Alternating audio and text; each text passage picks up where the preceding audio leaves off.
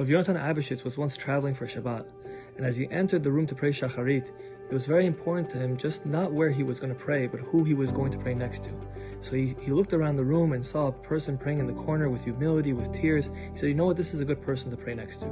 As he was sitting next to this person, he was getting so inspired by how this person was davening, he decided to listen into what that person was praying for. He listened in, and the person was saying to himself how he's a nobody, and was saying many words of humility, how he's nothing in his lifetime, and even more so in his death.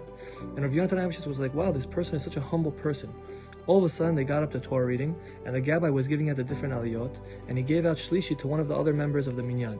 And all of a sudden, this person who just a minute ago was praying with so much humility got out of his seat and started yelling at the Gabbai, how can you give this person an aliyah? He's a nobody, he doesn't donate any money, I donate much more than him, I'm a much better person than him, I give much more tzedakah to the shul, I learn more Torah than him, I do more mitzvot than him. And Rav Yonatan Abishitz was in shock looking at this person, how a minute ago he was just praying with so much humility, and now he's praying, he's getting up and boasting who he is. So he decided to ask him, how can this be?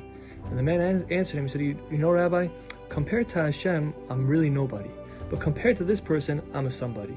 If a person looks at Sefer Bereshit, Parashat Bereshit, already the Torah is coming and teaching us a very valuable lesson. When you're sitting down to learn Torah, the only way to learn Torah is through humility. And we see that from Adam Harishon.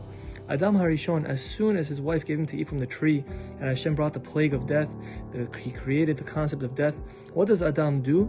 Adam decides to name his wife. What does he name his wife? Chava.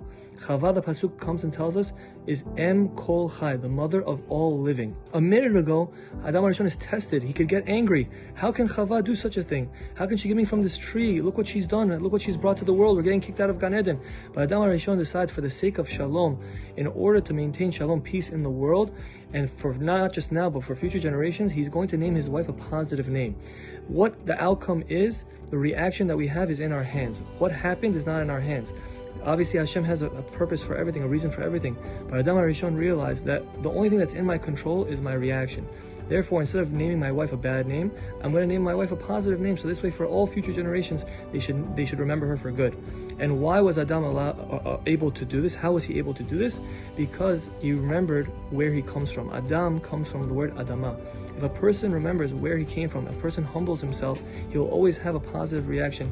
He'll always view everything in a positive way. And Bezrat Hashem, whenever we humble ourselves, we'll go through the Torah and learn the Torah the proper way.